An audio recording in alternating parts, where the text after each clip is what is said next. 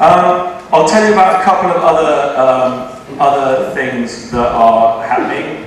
When looking to go to universities, if you want to do animation, go on the Skillset website and look at which university courses are accredited. So more are becoming accredited. Being accredited means that they're one of the better ones. They're recognised by us, the industry, as being one of the better courses or one of the better universities, which means that when you leave there, you're offered more support from a Skillset group.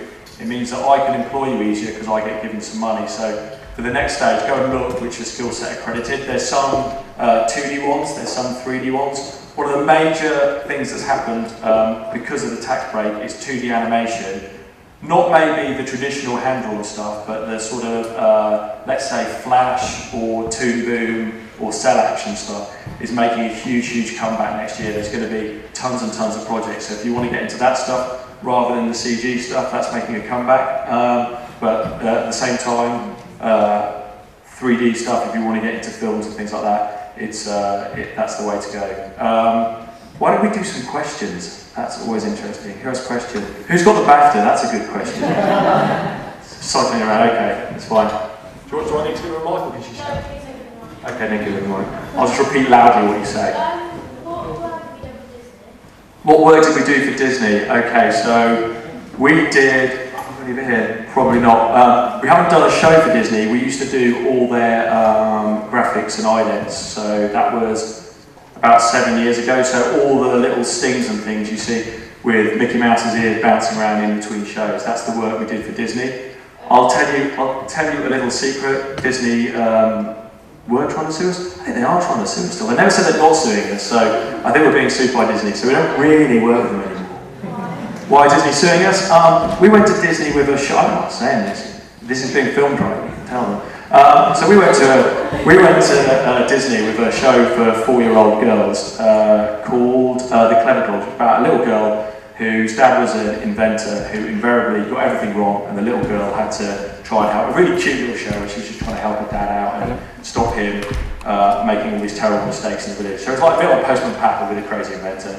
So we went there, it was for 4-year-olds, and they signed it up. They said they'd give us £30,000, which was brilliant back then, to do a pilot. We were all really excited. Went in for the first meeting. They'd been speaking to Burbank in America, and people in Burbank in America said, we've got enough preschool shows, why don't you make a show for 14-year-olds? So the first meeting, they said to us, oh yeah, can you make this show for 14-year-olds? And we were like, no, look, it's for preschoolers, it's like this. I'm like, you can't make that into 14. And they went, well, will you try? So we tried. It started going horribly wrong. In the meantime, over in India, I've been over to India to talk to someone about animation. He'd seen my designs for it and said, oh, do you mind if I have those and put those up on my desk for inspiration? And I was like, oh no, that's fine. So I left them with him. And so we were working with Disney over here. It was all going wrong with Disney because it didn't work making it for 14-year-old girls, obviously, that was obvious. And they were looking for a way to get out of it.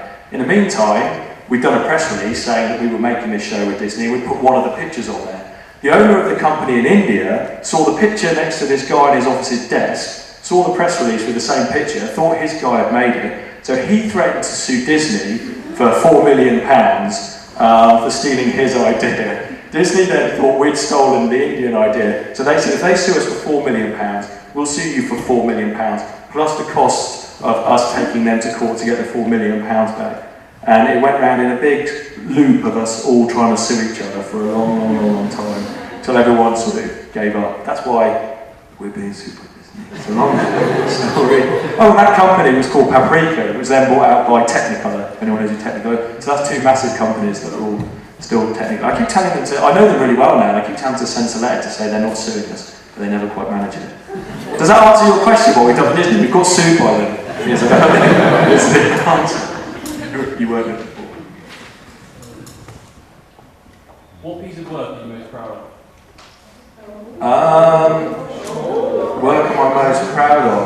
Oh, I did well, 2 things. One, getting us, I basically put together the whole initiative for getting the tax break, and that's something I'm really proud of, because it's completely changed the industry around in a really nice way. I had a lot of help from a lot of people, but I really spent a year of my life travelling around the country talking to MPs, just sort of knocking on their door dressed like this, and I think they let me in because I thought they thought I was there to clean their office or something, and then getting in, talking to them and managing to persuade them that we need help. So I'm really, really proud of that, but that's not really a creative thing. So probably the other creative thing that I'm most proud of, there was a series, I think it was called The C Word on the BBC. It was like 4 programmes, and I pitched in an idea that was a really, really bizarre, collage-y, weird idea. Everyone at work said it wouldn't work, and we pitched it in, and everyone pitched their ideas in, and mine would, and everyone at work said it's not going to work, it's going to look awful. And so I said, right, well, I'll do it myself then. And that's probably the last thing that I properly animated in its entirety on my own. It was a real weird, I got my, because they didn't say well, I got my sister in, who actually helped. I animated everything in 3D, and then got my sister to completely draw over every single frame in ink. It was like watches of paper this big. She was unemployed at the time, so I didn't pay anything. And I got to make it pretty much all on my own. It's the last thing that I've had the ability to do that. Now I get to come up with these wonderful ideas, but I don't get to make them anymore. I don't get to see them through completion. So that's probably, I would think, the last thing that I ever made. But I think I'm really most proud of is, you know, the company as a whole. You know, it's such a nice, it's really a family environment. It doesn't feel like going to work. You know, my dad worked at the National Farmers Union for 40 years, and then he got my brother a job there. My brother has now worked there for 12 years, and he'll work there for 40 years, and they do accounting, and they push numbers around, and they see work very much as work. They go into work, they literally clock in, clock out, go home, and then that's where their life begins. But I go into work, and it is fun. I get to go around the world with a job. So I'm most proud of the fact that I was not allowed to go back to my school at 16 because I was so naughty and rubbish and thick.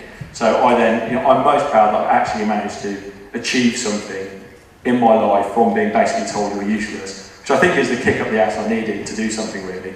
Because I'm quite argumentative, so if someone tells me I'm useless, then I'm like, well, I'm not, I'm going to prove you wrong. So I'm really proud of a lot of things, but none more so that actually I've done all right for myself. You know, I'm not wealthy by any means, but if you get into this industry and you work hard and do a good job, you can earn enough money to live well. And as I say, if one of our shows takes off and it's like Peppa Pig, then I could be very wealthy. But in the meantime, I'm really, really happy with what I'm doing.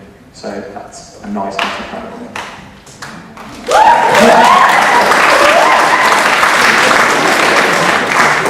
I should end on a big clap.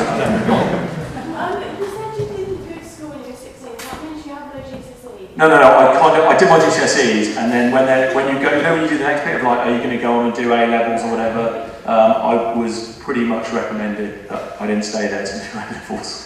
It was an interesting parency. To be fair, I wasn't wanted, and I didn't really want to be there. I'm not going to say what school it was, but I just felt like a really small. I felt completely ignored there, to be honest, and because I was completely ignored and I couldn't do written work very well, I did just mess around.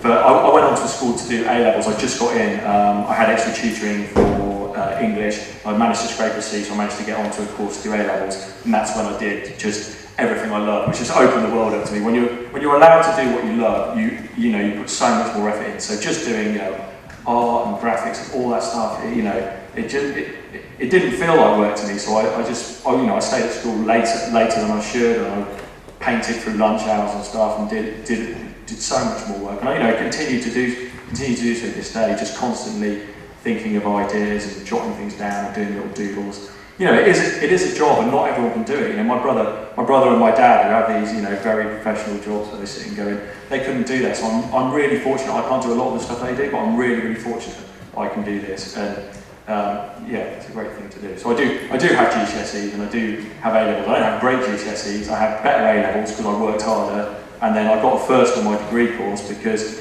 it's absolutely what I want to do. As I said, I sat in the room all day every day. And I was in Bournemouth. I should have been on the beach. I wasted my life. Where are you based? We are at the moment still in central London, so we're at Great Portland Street, which is just north of Oxford Street. Whether we're there long term, I don't know. We just had a rent review, and they put our rent up by 1/3, which is just, in terms of inflation, just horrendous. And there's nothing we can do about it. There's been no rent inflation in London for about 6 years because of the recession, and now suddenly all the people that own all the properties in London are trying to claw all that money back. So yeah, rent going up by a third isn't like, oh, well, it's an extra like £1,000. We own 4 floors of a building now above a Tesco's, and so it's like hundreds of thousands of pounds different, which it is, can be quite crippling. But hopefully, if we're in a recovery and there's more animation in the world, then maybe we can charge a little more, who knows, and make up ground on that. But we're going to be there. We've just agreed, we've just negotiated some things. We're going to be there for another 4 years at least, and then after that, we'll just have to see where we're at. Animation is tricky because the longest term projects you get, unless you're on a movie, is 2 years. So we only ever really know where we are 2 years in advance. But yeah, lots of companies are moving up to places like Salford in Newcastle now. There's a big community up there. Bristol, obviously Ardman started that, people moving to Bristol. And pretty soon the government are going to put areas into creative hubs, so they might focus on these areas and help push more and more creatives there. But yeah, at the moment, that's a very long way to say we're in London, central London.